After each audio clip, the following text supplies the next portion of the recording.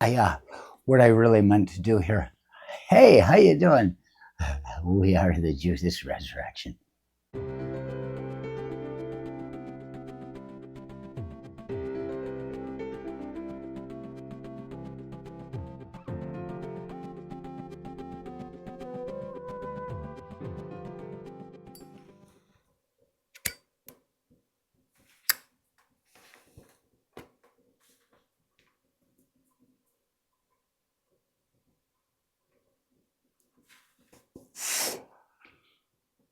It starts with me heading back to Bragg from Gaylord, Michigan.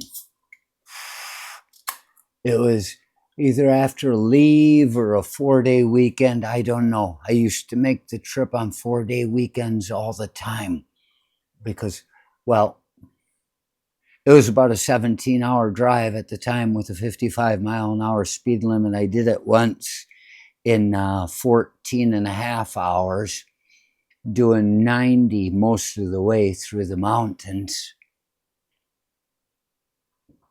A trip always took you through the mountains.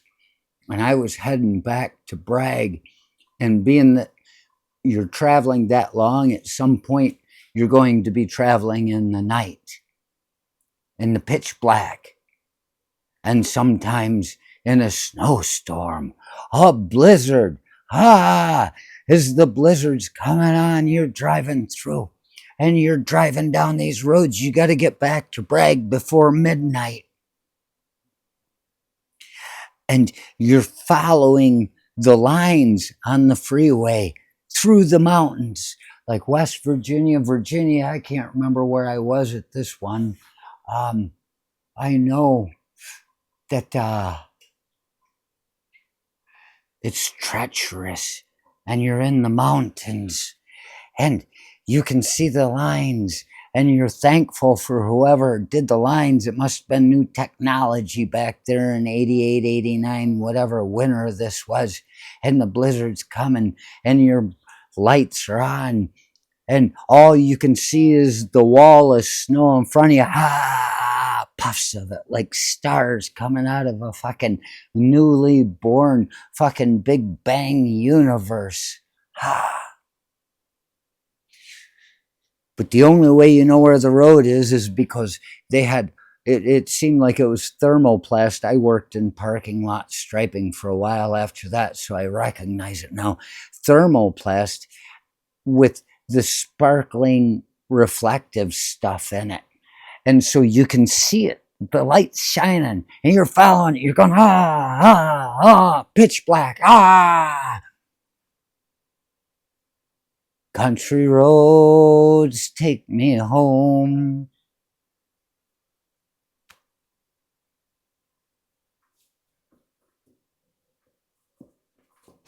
And you finally say, hell with it.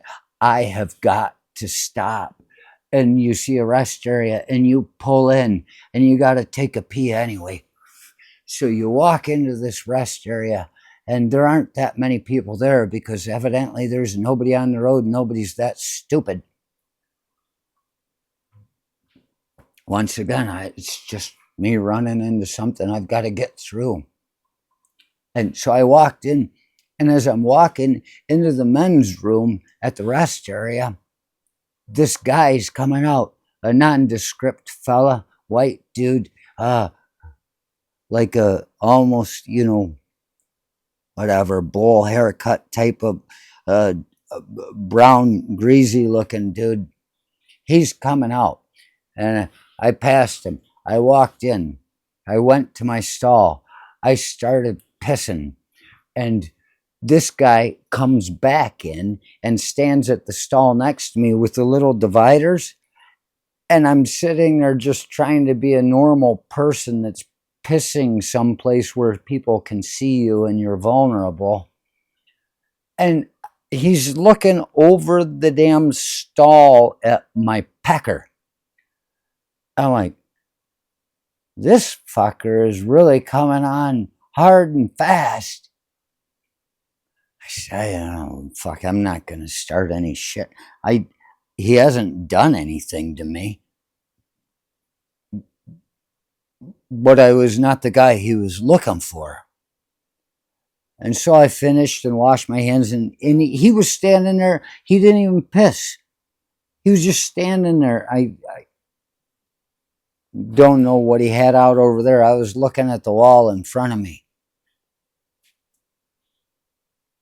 but I could see him looking at me. So I finished, and I went and I washed my hands. Then he came up and he's standing next to me, acting like he's washing his hands at the next sink, and he's just standing there. And I walked out, and I'm standing out there, and I didn't smoke at the time, so there was no reason for me to go outside and get away from him, other than having thought of it naturally, but I didn't. I'm standing in there. I'm like, this storm is not something I need to be fucking driving in. This is deathly. And that guy's standing there. He's just standing there. And I just decided, you know what? I got to get the fuck out of here.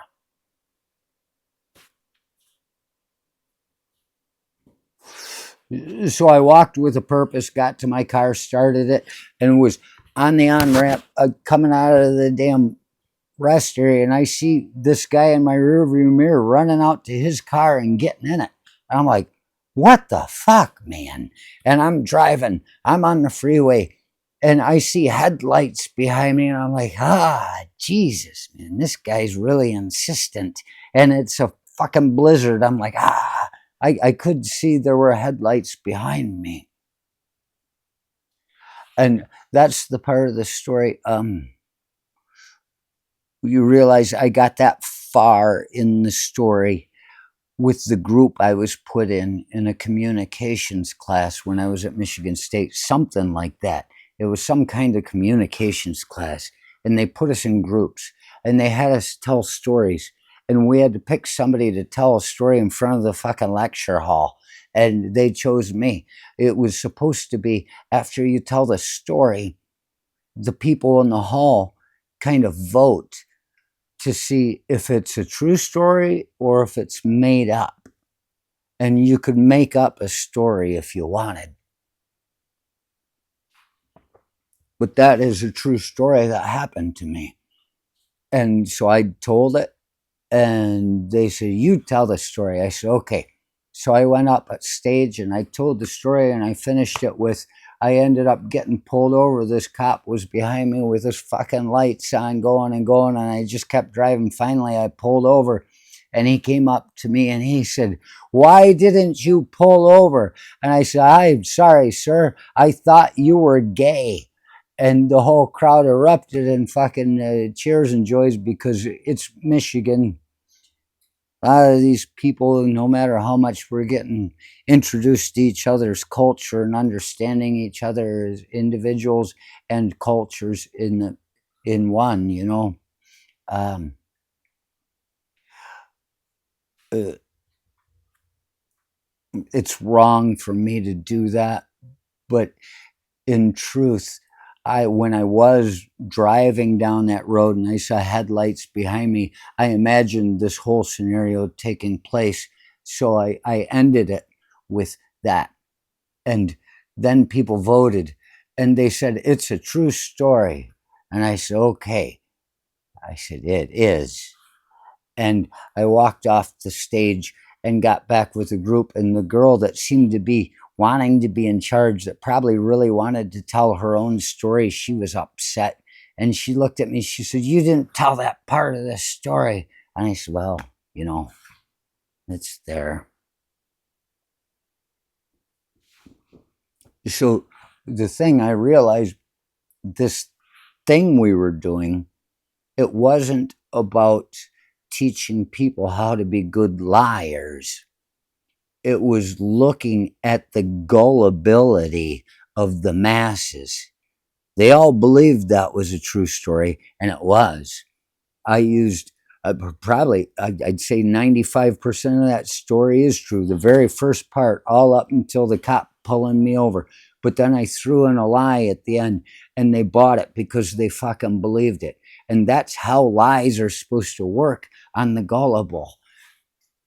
But what I see happening these days on the news with the administration and all these knuckle fuckers, they get there on TV right in front of everybody and they tell a lie. And it isn't like they're trying to tell a lie that's believable. They are just telling outright lies. And people somehow are gullible enough to believe they don't have to be convinced of anything anymore. The weaker the lie, the stronger its cause. They just, they'd never make it in Hollywood without John Voight and Sylvester Stallone and whoever else might be standing there. What is that, Mel Gibson? The ambassadors of Hollywood. You fucking liars. Your biggest mistake is that you've been too believable all these years.